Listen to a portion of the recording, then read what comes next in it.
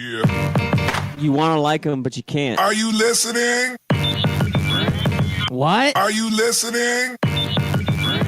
Did you bring me on this show to insult me? Yeah. That's what I'm saying. That's what I'm trying to say. Yeah.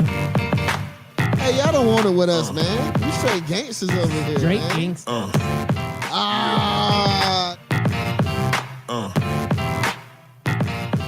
Yeah, welcome back. You are listening to Scout Team Sports. We're bringing it to you hot and live like we do each and every AM, Monday through Friday at 6 a.m. on 12-ounce Sports Radio. I am one of your gracious hosts. They call me Loudbeard.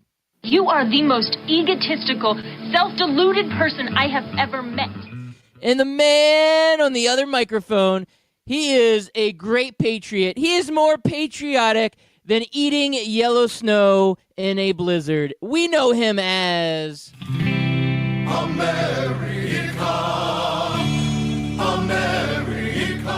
Yeah, it's your boy Chris America coming to you live this January 31st, 2019. Loudbeard. Hopefully, all of our listeners in Canada and Wisconsin and Iowa dealing with the polar vortex gathered around the Scout Team Hot Take Fire yesterday to keep themselves warm. And we're going to try and bring some more fire this morning to bring out some more heat because I don't think they're out of the woods just yet, Loudbeard. No, I mean, this is absolutely insane, everything going on in the world right now. I mean, I stepped outside this morning, and it's 47 degrees outside. I almost froze myself off. And then I look at the news, and there are people out there in, like, negative 47 degrees wind chill factor. I don't know how they're surviving. I'd be dead on the spot. I can't handle all that cold. Yes, Loudbeard, you'd be one frozen beard popsicle. That's for sure. Yeah, in a heartbeat. I'd go out there, I'd last for about 7 seconds, and then I'd just be frozen forever. I'd be done. Imagine how long you'd last without the beard. Oh, I know. That's the only warmth I have. It keeps me going. The beard helps, though. It's a warmth generator. This is why real mountain men always have nice long beards, because they have to stay warm in the cold weather. So, just saying. Beards are good. I don't know why you don't have one. Weird. Because it's hot in Florida. It's too hot for all that mess, man. Yeah, you sound like a complainer if you ask me. Hey, by the way, if our listeners want to interact with us, they can always hit us up on Twitter. So if you want to complain about how freezing cold it is where you're at, I just complained about it being 47 degrees here in Orlando, Florida. So, yeah, you can complain about your weather too. Nothing wrong with that. We did have a hot take come at us on Twitter yesterday. After the show was over, I think it was in the late evening last night, but our good friend Ian Hall, he tweeted at us at Scout Team Radio, and he was talking about some mess about the Pelicans removing Anthony Davis from their pregame hype intro video. So I agree with Ian that this is kind of a petty move by the Pelicans, but this just shows me the Pelicans are ready to move on, Chris America. Yeah, and that to me is a sign that they're going to move on before the trade deadline as well. That they're ready for it. I think they're getting offers. Is it possibly a sign that they already have a deal that just needs a few I's dotted and T's crossed ready to go, Loudbeard? Do you think that's a sign of that? I really do think that's a sign, but I'm getting some mixed reviews because we're having several stories that are coming at us in many different directions with this. Now, there is an ESPN reporter, Dave McMenamin, who he came out and Can he you said say that 5 times fast? No, I can't. I really can't. It throws me off. It does. I could barely say it once, Chris. Hey, you did a fantastic job. That's as good as it gets right there. But he comes out and he has a report, and he says that his sources are telling him that GM Dell Demps is not picking up the phone on Anthony Davis calls. What? Like, wait a second. So this is either terrible reporting, you have crappy sources, or the GM from the Pelicans is a complete moron. Now, is it a story where, well, Dell Demps isn't picking up the phone, the assistant GM is the one who picks up the phone and hands it to Dell Demps when all these teams are calling? yes, you're going to pick up the phone for every call because you want to get all the value. You're not going to just sit here and hold on to this guy. Does that sound ridiculous to you or what? I don't know, Loudbeard. I'm thinking this is a power move. Think about it, man. Like, imagine that time you had a girl, you had a great night, you had a good date with her, everything's going good, and you got all the signs saying, like, she wants to be with you, and then you call her and she doesn't answer. And it kind of drives you a little nuts. Makes you wonder, like, what am I doing? What do I need to do more? How can I impress this girl more? Maybe this is what his power move is he's letting teams know. The teams are like, oh, man, I'm going to call the Pelicans right away. Sorry, no answer. I stepped away from my desk right now. He's like, oh, man, he must be talking to other teams right now. I need to up my offer next time I get him on the phone because everybody else has got to be calling. I think it's a power move. I think he's making teams think that he's got a lot of things going, and then somebody had to leak out what he's really doing, and now that to me is the ridiculous part. That to me is the mistake. Well, is this like one of those situations in the dating world where there's that like unwritten rule where you have to wait 2 days Yeah, you before gotta wait 2 calling days. or whatever? Yeah, man. Whatever that is. That's what Dell Demps is doing. He's like, whoa, this is too soon. This is too soon. I just broke up. I need to have some warning before I pick up the phone for other callers. So, yeah I'm going to just hold on for a minute. I think it gets teams, like other GMs, kind of panicking here. Like, oh, I'm the Magic. I got the perfect offer. Call him up. Oh, man, he's probably talking to the Lakers right now. What do we need to do to get this guy to answer the phone? Offer Vooch. Offer a first round. Offer $10 million. What do we got to do? Well, out of all the teams in the NBA, I'd say the Magic probably have the least The second yes. chance of getting Give me my Anthony hopeful Davis. But thinking, man. Give me my hopeful thinking. they could at least pick up the phone. So I saw that, and I thought that was a strange story because when you have a superstar that you could get value for, and I know there's a little bit of the noise about it being, a power move, and a lot of stuff's coming out that the Pelicans may just want to wait till the season's over. Now, if they wait till the season's over, yes, they'll get additional offers because right now the Celtics, because of some loophole where they call it the Rose Rule, because of Kyrie Irving's contract, they can't make an offer and trade for two guys that fall under this Rose Rule, so they have to wait till the end of the year before they can make a trade. So the Pelicans may want to wait till the end of the year to get a better offer. That would be fine. Yeah. I would understand that. So maybe that's why they're not picking up the call. Maybe they're wanting to wait till the end of the year. But to me, if you can trade the guy now, the sooner you get assets, the better.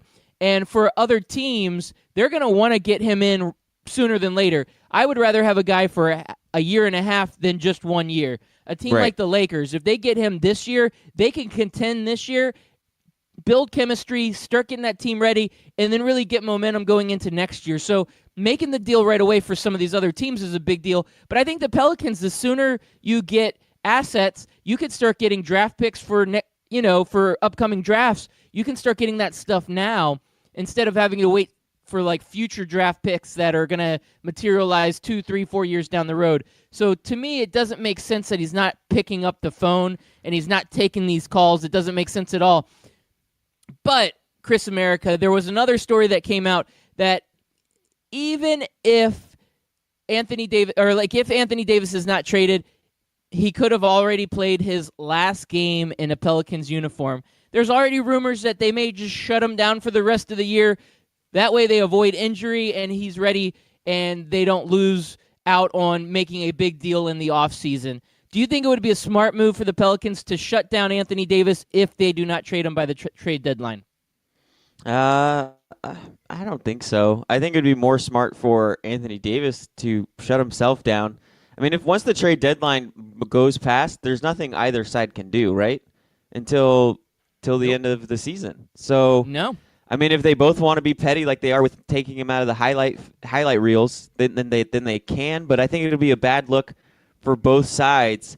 One of the things that the Pelicans have to tread lightly on is they want to sign future free agents down the road, or they want to keep other players down the road. So they kind of have to tread this lightly, where they don't want to send a wrong message to the rest of the players in the NBA that we are petty and we treat our superstars like trash if we don't get our way. That sends a bad message to everybody else who might later down the road go, yeah, I was thinking about signing with New Orleans, but now I'm looking at how you guys treated Anthony Davis, how you treated Boogie Cousins. I don't know that I want to be a part of that. I don't know. Does that really matter? Look how the Cavs treated LeBron James. Look at the letter their owner wrote to LeBron James after the fact, and LeBron still went back to Cleveland and won a championship. Yeah, but I think if LeBron wasn't from that Cleveland area, wasn't from Ohio, I don't think he ever does that.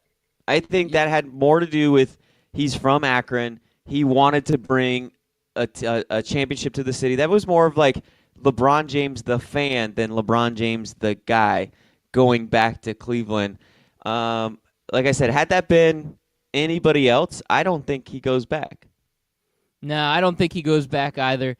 Well, Chris America, we're 1 week away from the trade deadline, and today the starting All-Stars, the reserve All-Stars will be named for the NBA, but you know what? It's Super Week.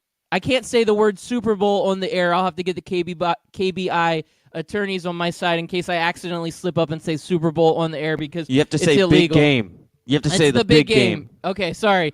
So Or you can say the super thing where we have a bowl of cereal. All right, so that super thing when we have a bowl of cereal that is coming up, we should probably start talking about that a little bit. Though I have to give kudos to the NBA because, and I guess Anthony Davis is part of this, but they have kind of taken the bull by the horns on all the media this week. They have taken over all the conversations with this Anthony Davis stuff, and it's kind of overshadowed the NFL. I mean, it's crazy to say that, but the NBA is taking the spotlight a little bit away from the NFL this week. They really have, Loudbeard. And I had a friend text me a couple of days ago asking me if I was really all that excited about the Super Bowl or the thing that is super in a cereal bowl. Big game. Yeah, I kind of told him, like, I am and I'm not. And I don't know if it has anything to do with it being Rams versus Patriots. I don't know if it has anything to do with the Patriots being in there again.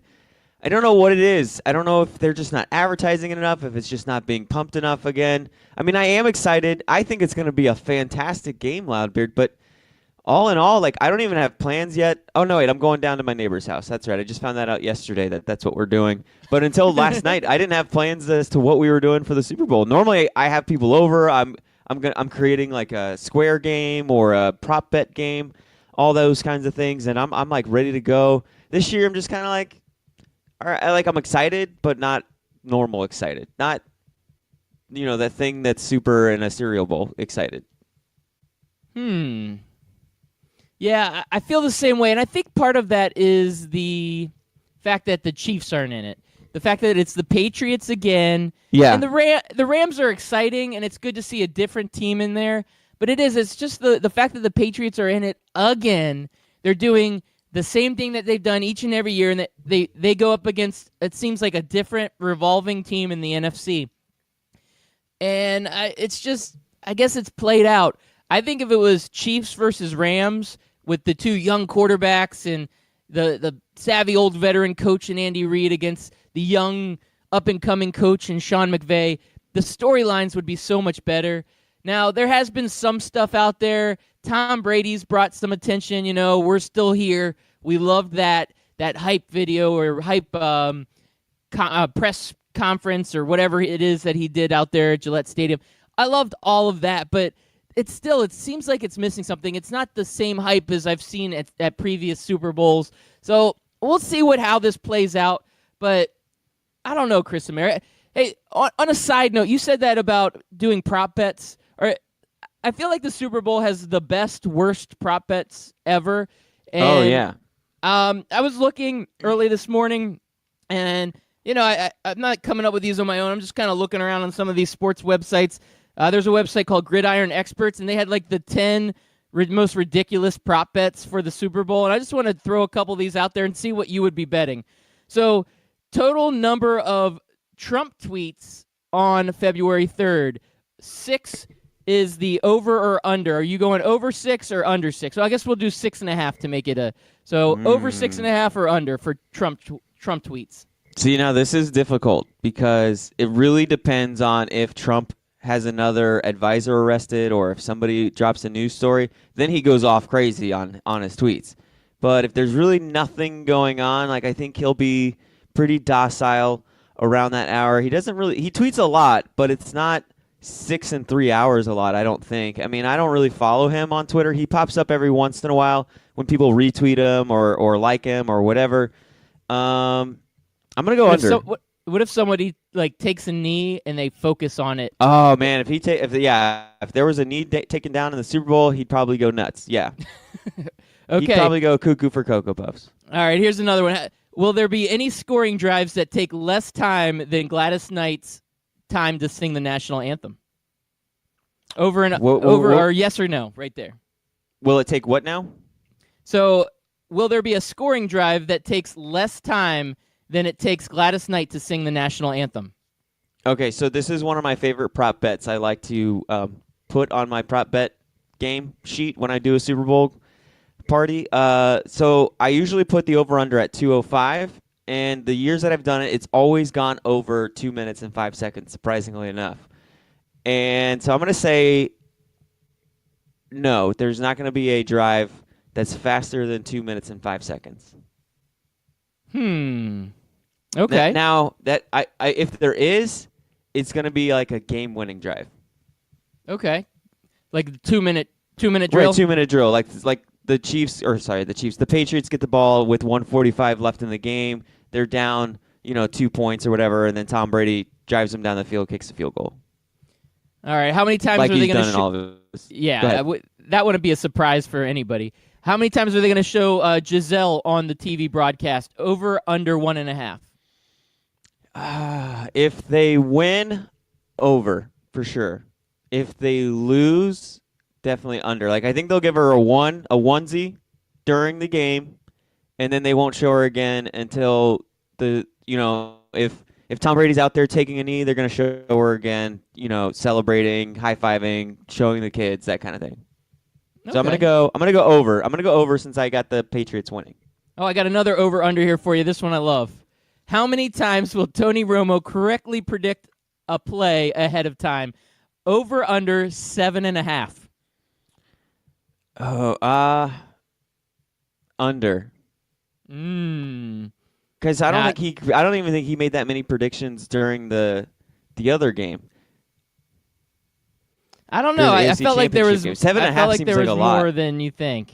Okay. I'm going under. And so I heard a news story yesterday that somebody went back to all of his games this year and took down all of his predictions on the field, like where he absolutely said this is going to be the next play, and he was 69% correct. That's impressive. That is super impressive. That is very impressive. I'm actually now even more impressed. Yeah. Oh, wow. So this wasn't a one-time AFC Championship thing. This is just something he's been doing all season, and it took 53 million people watching like they did in the AFC Championship game for us to really notice.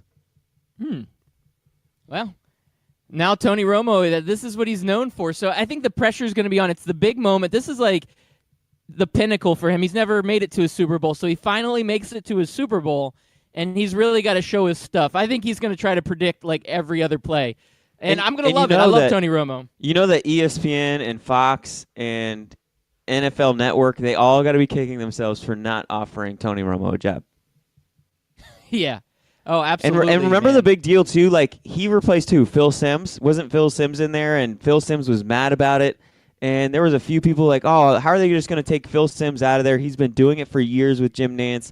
And you're just going to throw in this, this rookie, basically, Tony Romo in there. And you know what? I don't miss Phil Simms at all. I was not really that much of a fan of Phil Simms. And Tony Romo has been a breath of fresh air. Okay, I'm going to make a football comparison here for you, Chris America. Uh-oh. What about Chiefs fans after Alex Smith had basically the best year of his career as a Chiefs quarterback? Yep. And then all of a sudden he gets replaced by this young Patrick Mahomes, and everybody's like, well, he's unproven. He's out of Texas Tech. No Big Ten quarterbacks are really that good. Big 12. What are we doing? Or I'm sorry, Big 12. They have 10 teams. Really it makes sense. I know, it's very confusing. So there was a lot of speculation there. We're getting rid of our veteran quarterback that's been our leader. He's been good. And all of a sudden Mahomes comes in and he sets the world on fire, becomes basically the league MVP. It hasn't been announced yet, right? But so league MVP Patrick Mahomes, just calling it out here, is there now. So I think Tony Romo's the league MVP of announcers, of broadcasters. No, he is. And to bring it full circle to the Super Bowl, Remember that time when Tom Brady replaced Drew Bledsoe? That was even bigger, I Oh. think. Yeah, I was listening to some sports talk radio yesterday, and that was the topic. What if you could go back in time, and what if Drew Bledsoe did not get hurt and kept playing? Would we have seen the great Tom Brady that we see today? It's like one of those moments in life where all of a sudden Bledsoe gets hurt, kind of a little bit of a no-name, not a lot of hype around this backup quarterback, 6th-round draft pick out of Michigan. He comes in, and then he lights the world on fire, and the story of Tom Brady is written. So you think about that.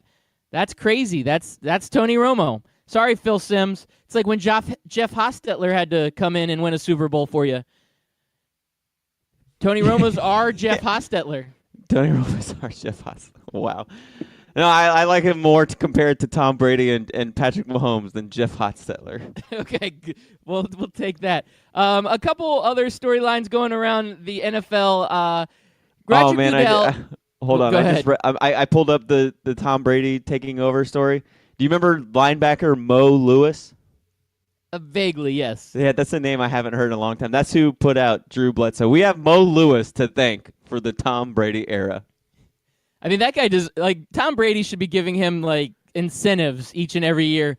So if you're a Jets fan, that's got to grind your gears a little more that your team is the one that kicked off the Tom Brady era. Man, the Jets are cursed. I'm telling you, the Jets are cursed. That's craziness, Chris America. This is Super Week. There is a bowl filled of super cereal this week, so we're going to have to make sure that we don't say the word Super Bowl because we could get sued by the NFL.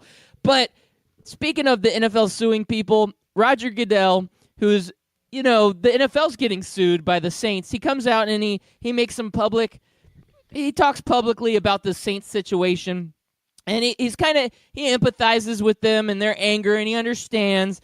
But he comes out and he's basically saying, there's no easy answers to this. So what he says is he comes out and he says, we understand the frustrations of the fans, but we also know that the officials are human. If you're a Saints fan, are you still okay with this, or you think they're still just fuming, boiling over right now? I think if you're a Saints fan, it's always going to hurt. It's always going to be in the back of your mind. But at the same time, as a Saints fan, you got to get over it, guys. It's done. It's over with. I get if you're the Saints fan who's just like in conversations at the bar, just always saying like, oh, man, if it wasn't for that pass interference, we'd be in it.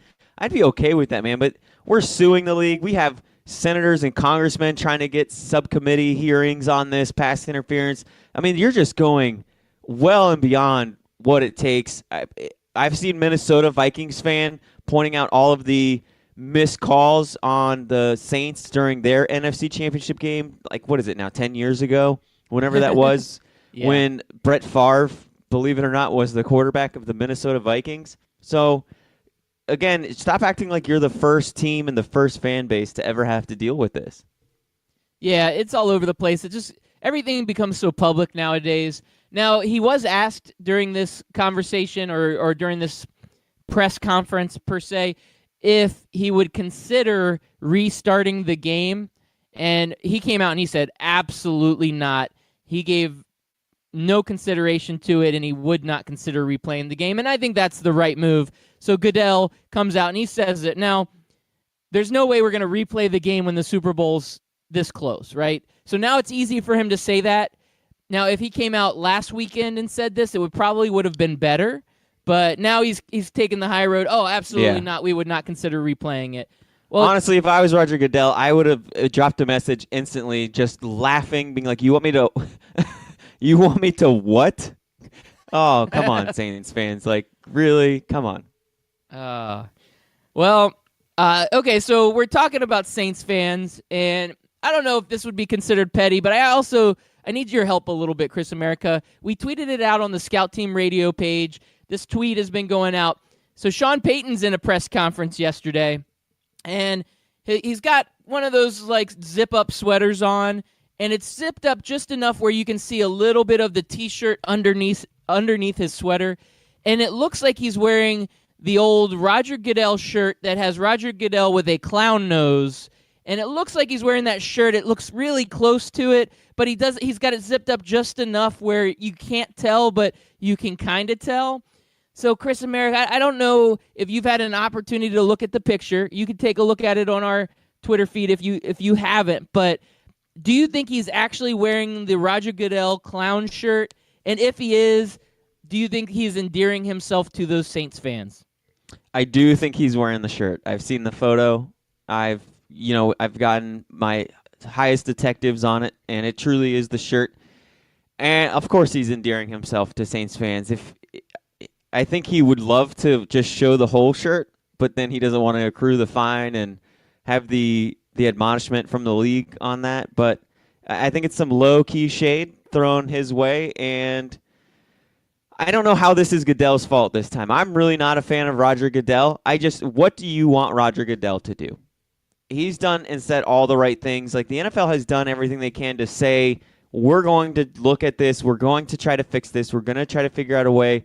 And you know what? The NFL owners need to get together, and we need to make these refs full-time, I think. The league is a multi-billion-dollar industry, and you're telling me you can't pay. I don't even know how many refs there are on staff for the NFL, but I'm going to assume it's like, I'm going to go over conservative here and guess 100. Okay. That's probably a good number. What is there, like five per game, and then you probably have 5 alternates and maybe 5 alternates to that. So we'll just call it 100. You can't employ 100 people full-time to do this job. I don't get it. Okay. I think they should be full-time. Now, I think a lot of them get paid pretty well, but from what I understand, and I haven't researched this very well, is a lot of them are like attorneys and they have really good professional jobs, judges and doctors right. and crazy stuff. So maybe they don't really want to, but I'm 100% with you where I feel like they should be like, this should be their only job and this is all they focus on. But I do still think they get paid really well for kind of a part-time job. It's probably more than what we get paid on our full-time jobs. Right. Well, so if they made them full-time, they'd have to pay them more, is what my guess is. And I only want them to be full-time so that But does way. the NFL have enough money for that? I mean, they'd have to take out the billion-dollar bank. Scrooge McDuck would have to dive into the coin bank and throw some extra. Here's 1 gold coin for you, ref, and here's 1 for you, line judge. Here we go, ump, side judge, whatever. We're throwing coins at you guys all over the place. Maybe Scrooge McDuck doesn't want to do that. Scrooge McGoodell. Yeah. So I think they can maybe pinch a penny here or two, and then just to have them training on the offseason, constantly watching game film like football players watch game film, like coaches watch game film, and just see, and especially with like the way that virtual reality technology is coming, I think you could almost simulate, put those goggles on and simulate them being on the field in the middle of a play and just see if they get the call right, see how they miss the call, what they need to be looking for in certain scenarios and everything else. But Loudbeard, we're coming up on the commercial break, and I wanted to play something for you that makes Tom Brady just sound awful. He's one of the most hated athletes in the United States, is he not? Yeah, he's getting there. He's got to be. Yeah. I would say yes. This past week was media days. We kind of overlooked it because it was Anthony Davis week. I'm going to play a clip for you. It's very controversial. It's going to make you hate Tom Brady even more. Let me hold on. All right, here we go. How are you able to focus despite the negative fan base? AKA the haters. I don't know. What do we do about the haters? We love them. We love them. We love them back because we don't hate back. We appreciate it and we love them and we wish them the best in their life. How are you able to Man, Tom Brady, what an awful guy. I can't stand him. I can't believe he said something so controversial. Man, I hope he loses the Super Bowl. Wow, Chris America, you're just one of those haters. I'm just a hater. I just want Tom Brady to love me, so I got to hate on him just to get that love. All right. When we're ready for a commercial break. Are you ready, Chris America? I am ready, Loudbeard. On the other side of the break, I want to do a little quick segment before we jump into another quick segment called News We Missed. And News We Missed this past weekend is a player in the NFL got arrested for possessing marijuana, and a Hall of Famer just invested millions into marijuana.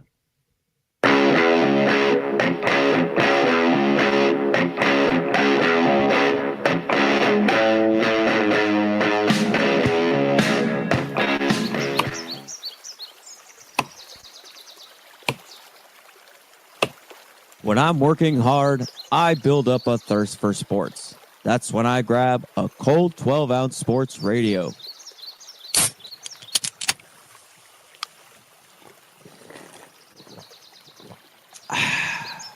12-ounce sports radio. Quench your sports thirst. Scout Team listeners and friends of the show, I've got something special for you. It looks like 12-ounce sports radio has done it again. We have partnered with Rally House. You just go to the website, 12ozsportsradio.com. Click on the banner on the right side of the page, and it will take you directly to Rally House. Rally House has some of the greatest, most unique sports items for that diehard fan, casual fan, and anybody and everybody out there that is special in your life. So go ahead and check it out. Once again, go to that website, 12ozsportsradio.com. Click on the banner to the right of the page, and you will get taken to the best sports merchandise website on all of the interweb. Ring Central features all-in-one phone, messaging, and video conferencing. It's easy to use with unparalleled security. Ring Central simplifies things so you can grow. Call Ring Central to speak with a representative about a price for your growing business at 877-779-3860. Again, that's 877-779-3860.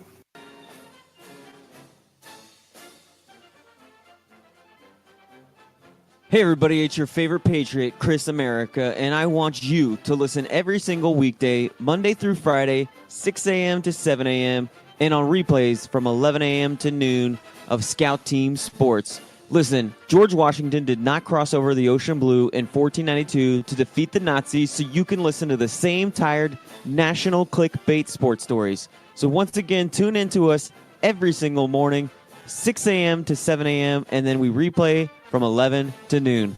I will see you there, and God bless America.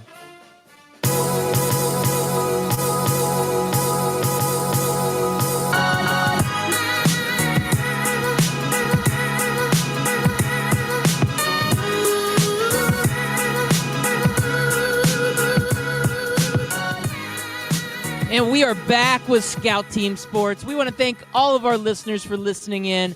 I'm Loudbeard. He's Chris America. We bring it to you hot and live each and every AM, Monday through Friday, 6 a.m. on 12-ounce sports radio. We are also partnered with the Barn Burner Network. So we want to thank all of those listeners that are listening in right now on the Barn Burner Network.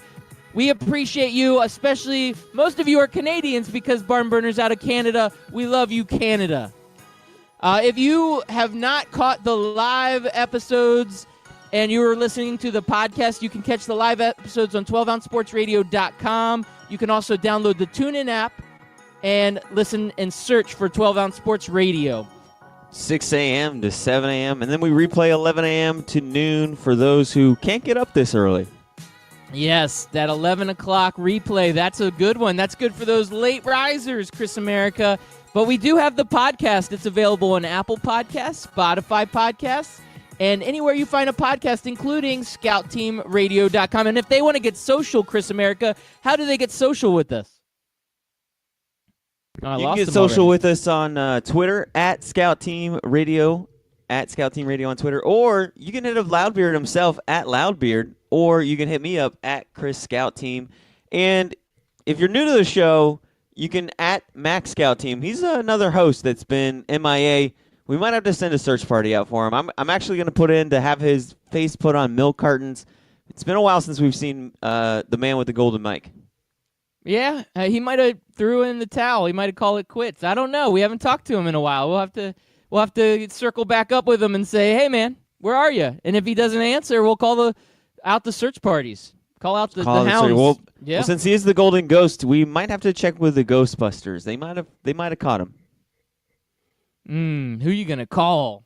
Ghostbusters. Well, Loudbeard, we've been talking so much about Anthony Davis. We've been talking a little bit about the Super Bowl. There was two big stories. They weren't really that big, but they were two stories that caught my eye this past weekend. And I kept wanting to bring them up, but then we kept talking about other things, and I had them in my notes, and we just never got around to it. And I think we do this all the time, don't we, Loudbeard? There's only so much time in the day. Sometimes you miss those big stories or even those medium stories that you want to talk about and you run out of time. And then you say, I'll talk about it tomorrow. And then tomorrow there's more to talk about. And then you lose it again. And then all of a sudden it falls to the wayside. So now these are the stories we missed. Well, there are just two stories that I wanted to bring up just because it's so ironic of how it happened. Last weekend, DeAnthony Thomas, Chiefs player, was arrested for possession of pot.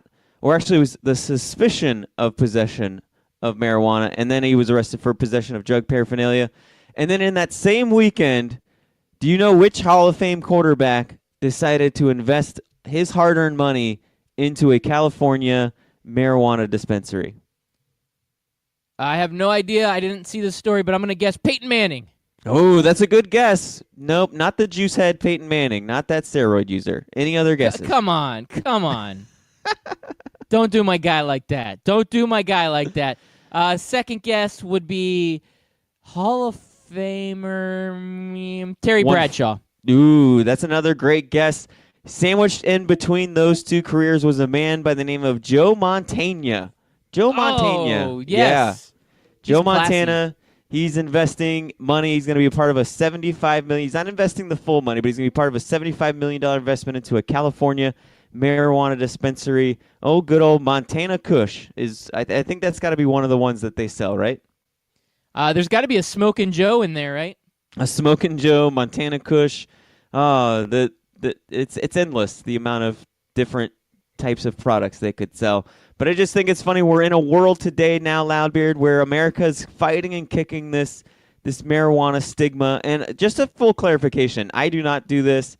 Loudbeard, I'm pretty sure you do not partake. Sure. Yeah, keep telling them that. They believe you. Mm-hmm. Yeah. Okay. But however, I think it's funny that we have a current player getting arrested while a Hall of Famer is investing money into it. So just kind of ironic, I think. Don't you think? I feel like there's an Alanis Morissette song I could play right now. It's like 10,000 spoons, Loudbeard, when all you need is a knife. It's like rain on your wedding day, Chris America. Yeah. It's like meeting the man of your dreams, Loudbeard, and then meeting his beautiful wife. Wow. I hate it when that happens. Well, Chris America, I feel like I could go back in time and take away us talking about Alanis Morissette because I don't know if that added to the value of the show. I think it brought it up. Anytime Alanis Morissette and Tim Tebow are mentioned in a show, the ratings go through the roof. Now, you said two stories. Did we talk about two? I know we talked about the Kush story. You have one more, right? That was two stories. One story was the DeAnthony Thomas getting arrested, and the second story was Joe Montana. Okay, so they're intertwined. They're married. I like how they you have a segued connection. into that. Yes. Okay. Did you have another story that you thought we missed? No, I'm good. Okay. I'm good. I do have a story that I want to talk about today, but it's a quick one. You know what? I'm going to talk about that before we go back in time.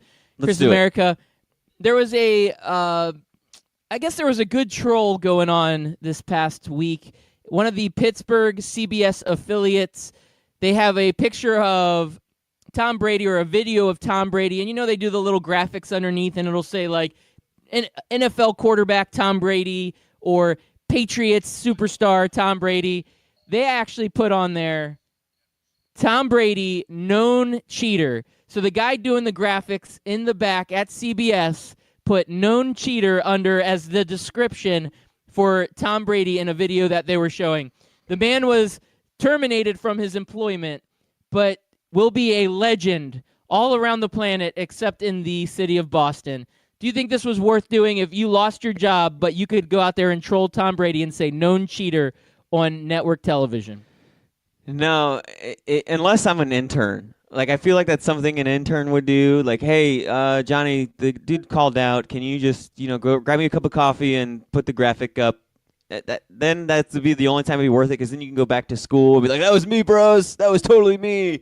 I totally did that. But no, if I'm actually a respected professional who has a family to feed and and a house mortgage to pay. No, I'm not doing that. It's not worth it.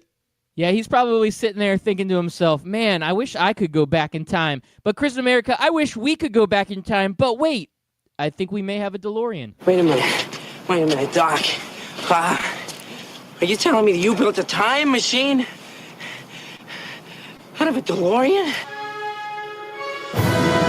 That's right, listeners. We are going back into time. Back in time, Loudbeard. And with it being Super Bowl week, Super Bowl week is a fun week, Loudbeard. And one of the best parts about the Super Bowl, or at least it used to be, I feel like it's kind of gotten away from it, but it's been the commercial ads. Is it not, Loudbeard? Is that one of the things you look forward to for the Super Bowl?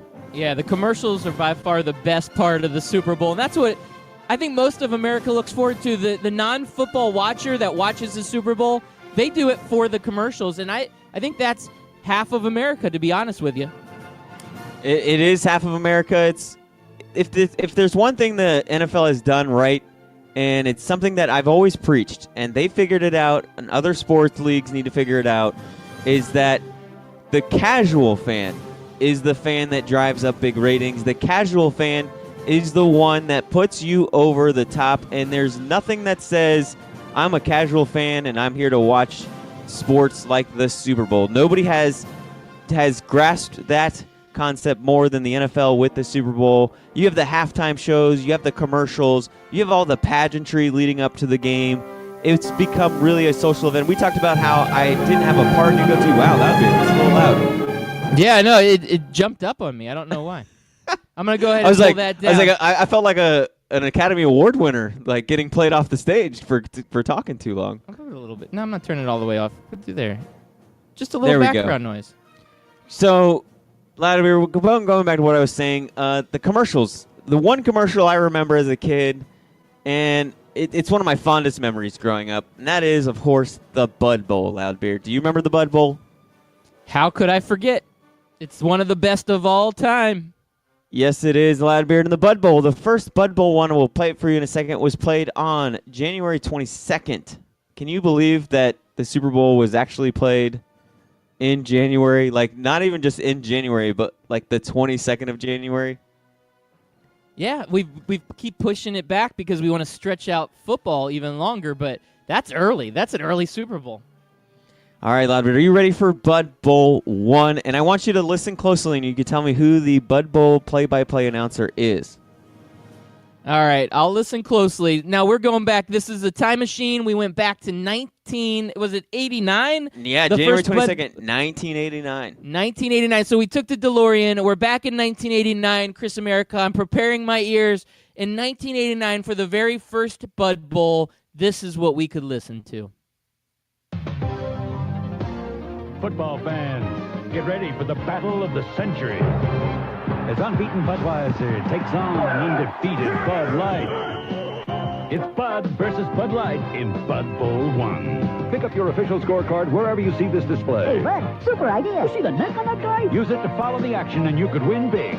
So get ready, get set. On January 22nd, Bud Bowl 1. This time, it's for real. We're back for the kickoff of Bud Bowl 1. Bud has won the toss. They'll receive. Turn out their light. Let's kick some Bud. And we're underway. Bud takes it at the 18. Hands off to Bud. He's at the 25, 30. Tearaway label. He's looking for daylight. Make that Bud Light. Hey, lighten up. Move your Bud. Oh, we've got a real brouhaha. The cans are going wild. I'm out on the field. Stay tuned. We'll be back. I forgot how great this was. Right? And I love the music going in and out. We're back at the Bud Bowl, and here comes the Terry's play. label. Bud Light really needs a first down here. Give me a leg. Bud Light. Third and short. This Bud's for you, pal. 23 on blue. Quick pitch to Bud. He pitches it back to Bud. A flea flicker. He's open. Touchdown. No complaints from that man. Spud McKenzie, the owner of Bud Light. First quarter with the score. Bud Light 7, Budweiser 3. We'll be back. This Bud for you. We're back. Seconds left in the half. Budweiser ball on the Bud Light 6. Looks like 4th and inches. And they'll bring on the field goal unit. Hold on. They're bringing in. Look out. Oh, no. It's the freezer. Big gamble on 4th down by Bud. The freezer? They give it to the freezer. It was basically a 40. It was basically a 40-ounce Budweiser. Oh my God! Bringing out the 40s. Oh, I'm just reminiscing of the good old days. Brewing here at Bud Bowl. 3rd and long. Advertising used to be Shotgun fun. formation. Beechwood back, split wide. If you're on Twitter, take a guess as to who's calling the first Bud Bowl at Scout Team. Tipped again. Intercepted. What a grab by the rookie. Let's see that again. Watch how the free safety fakes the blitz. Says, oh no, turns around, goes back, they straight out the linebacker. A perfect read. And that's the end of a seesaw 3rd quarter with the score Bud Light 21, Budweiser 17. We'll be back. Seconds left in the Bud Bowl. This is what it's all just about. seconds. Tied It's a at nail biter 24. today. It all rests on this bear's shoulders. Butski, it's all yours. Come on, Butski. Who says kickers don't earn their money? The kick is up. Double doink for the win. Oh, double doink for the win. That's unbelievable. Wait till next year. Oh, Bud Light says, "Wait till next year." Bud dominated the Bud Bowl, though. Now, the Bud Bowl, it brought on so many other different bowls. You got the Puppy Bowl and the Kitty Bowl and, like, all these other, like, offshoots. But the original Bud Bowl, 1989, circa the greatest advertising campaign that I can even think of. I think And this you is know the what's- greatest of all time. You know, as I'm watching it again too, I'm like, oh, I need to find out what happens next. And I remember that watching it as a kid, it would be like you'd be off doing like going to get chips or going to get another Kool-Aid, drink, because I was 6 at the time, and they would be like, oh, it's back on, and you have to like run to the couch to see what happens next when you heard the Bud Bowl 1 was back.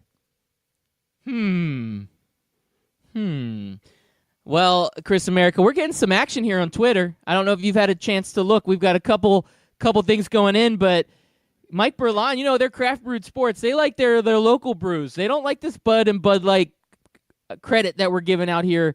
And he says, I don't know who's calling it, but I hope Anbev is giving you day stacks for this segment. Well, they better be. We expect a check in the mail right now. Check is in the mail. Anheuser-Busch, we need that check in the mail. The Bud Bowl, I don't care if we're not getting paid. I don't care if we're stealing their advertisement, giving them free advertising. It's worth it. It was an American classic, man. I'm so speechless. I can't express how much I love the Bud Bowl.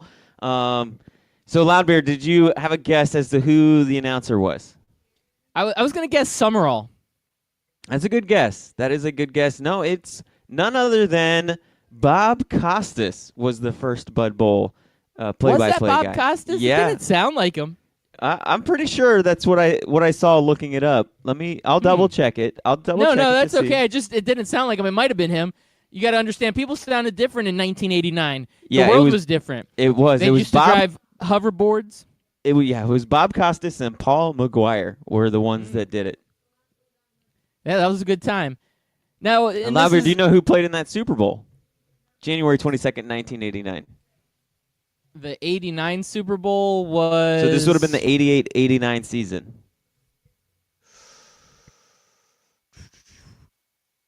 I think the Redskins won the 87-88 season with Doug Williams. So the season after that, was that Montana? It was Montana. It was Montana's 49ers. That's right.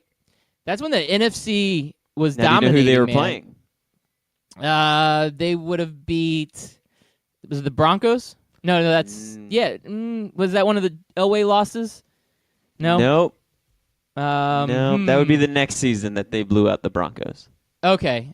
Yeah, I can't recall the previous one. This was the Cincinnati Bengals, and through three, the Bengals Boomer. were up. Through three, the Bengals were up 13 to 6. The Bengals were up through nail 3 biter. quarters. Yeah, That was the Boomer So- Esiason days. Yep, the final score was 20 to 16. I believe that was the last time we would see the Cincinnati Bengals in the Super Bowl, if I'm not mistaken. No, I'm pretty sure you're correct. I don't think Yeah. the Bengals have made it back to the Super Bowl since then. Now, Chris America, another tweet we had here on the Twitter machine, and it's going off a little subject here, but do you think we should hire that guy that got fired for putting Tom Brady as a known cheater to replace Max Scout Team since Max Scout Team's been ghosting us? You know what? I say yes.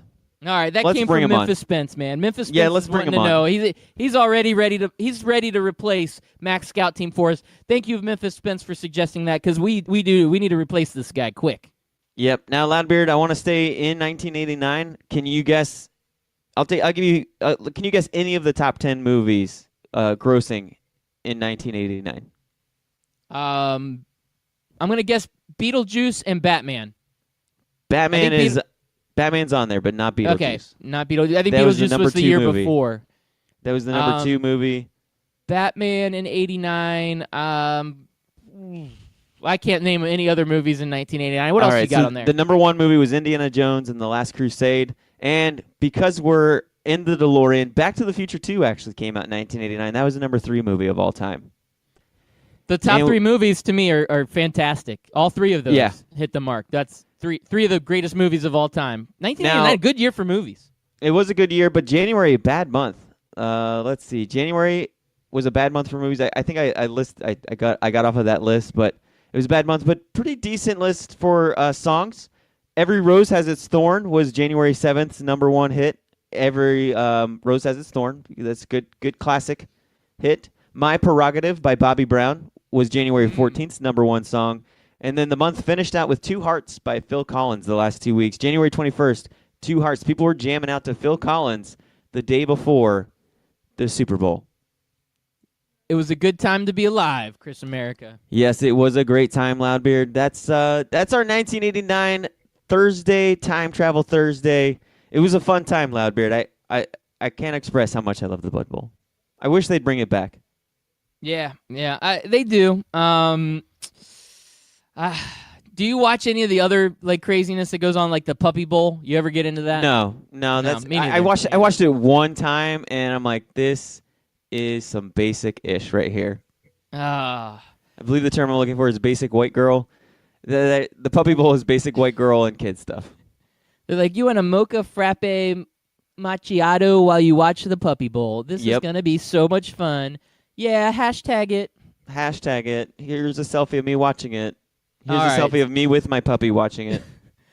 All right, so I'm going to finish the show out with some good news for the city of New Orleans, maybe the state of Louisiana.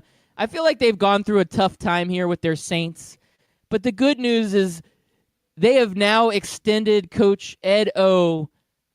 They've extended his contract, so he's going to be around for a while. So whatever negativity they've had from this NFL experience, their college football is going to be great for years to come because our good friend of the show, Coach O, is going to be staying at LSU for a long time. And I don't know why, and I don't know how, but for some reason, out of all the Power 5 teams, Coach O is my absolute favorite coach. And LSU's starting to become one of my teams. Even though they beat my UCF Knights, I like LSU just because of Coach O. So I'm glad to see this guy getting extended and the city doing the right thing for this guy because after what the Saints have endured and all this lawsuit and all this just negativity with them in this bad call, this city, this state needed some good news. Well, Loudbeard, I don't like the LSU Tigers. I can't stand them. They're a rival of the Florida Gators, and they made me even more upset when they fired one of the best post-game coaches of all time in Les Miles. I was beyond upset when they fired him. He was one of the most entertaining post-conference or post-game conference coaches of all time. Now that Kansas has hired Les Miles and he's brought him back into our lives, I'm a little bit more over it. But reality is the LSU Tigers fired Les Miles to hire Les Miles. That's who Ed Orgeron is. And that's all Ed Orgeron's ever going to be. He's going to just do what Les Miles has done during his tenure as the LSU Tigers. So now the LSU Tigers, I think maybe they're admitting that, and they're just saying, let's sign him to an extension. Having another Les Miles isn't that bad. And maybe one of these days that Nick Saban guy will retire and we'll be able to win a SEC title, maybe even a national title one day when that happens. And that is your unbiased opinion, brought to you by Chris America, the Chris most America. Unbiased Chris America we have Always. ever met in our entire life. Forever. Forever and ever. All right. Well, Chris America, we got 1 minute left. Is there any final parting words you want to say to all of our listeners out there before we close this show up? This has been a great show, man. I had a lot of fun today. Yeah, my last parting words of wisdom from Confucius: go to bed with itchy butt, wake up with stinky fingers. Nope, I had turned the volume down on the exit there. I thought you were just letting that hang with awkwardness. I wish I could say that. It worked. You're speechless.